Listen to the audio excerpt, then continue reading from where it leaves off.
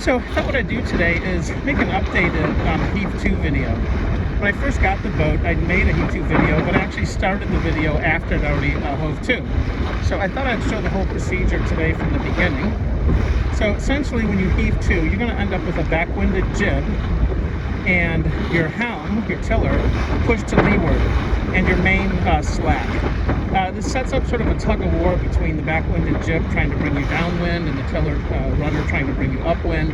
And they kind of get in this little equilibrium where you slowly kind of go forward and sideways. But the boat's stable and you can attend, well, whatever you need to attend to, reefing the boat, going to the bathroom, providing some first aid, eating lunch, whatever it is you need to do that doesn't allow you to take care of the boat. So I'm going to go ahead and demonstrate that. The easiest way to back-wind the jib is actually to come about, but not release the jib. So I'm going to do that. And when I do, I'm going to go ahead and release my main and keep it released. So here we go. I'll do this kind of slowly.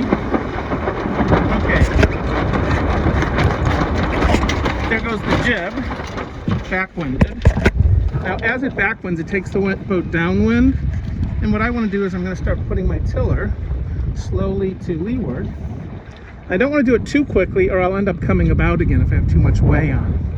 But okay, now we got a nice going on. Now I have a tiller tamer on my boat, so my tiller will stay over there.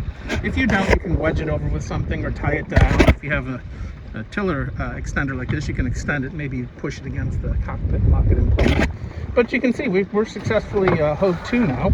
Let me just make sure my main is free to run. And I'm doing nothing right now to control the boat. So there's my back-winded jib. There's my tiller pushed over to leeward, trying to bring us back upwind. And there's my main. And here's the nice thing about the main. You'll notice it isn't flogging all over the place. And that's because it's partially in the wind shadow of the backed jib. So this is what makes it nice for reefing. Right now the boat is kind of sideways to the wind. You can also make adjustments with your centerboard. Like right now it's down, which is having us sail a little bit more. If I bring it up completely, we slide sideways a little faster.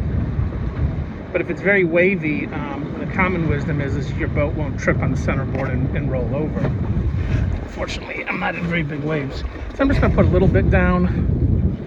And again, there you can see just the boat is as docile as can be, and I'm not doing a thing now. I can video, I can eat, I can again go to the bathroom, whatever I want to do. So again, if you don't know this technique, or you haven't done it on your boat, it's really important that you learn this maneuver because it is kind of unique to each particular boat and rig. They don't all do it the same way. This is essentially how a sloop heaves too.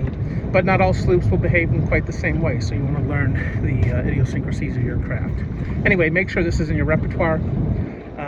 It's almost a must after you learn how to make the boat go. Okay, I'm going to get back underway now from Heave 2. It's really not that difficult.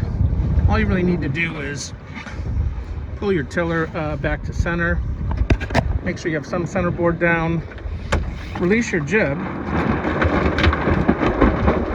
Bring it back in on the other side. You're essentially completing the come about.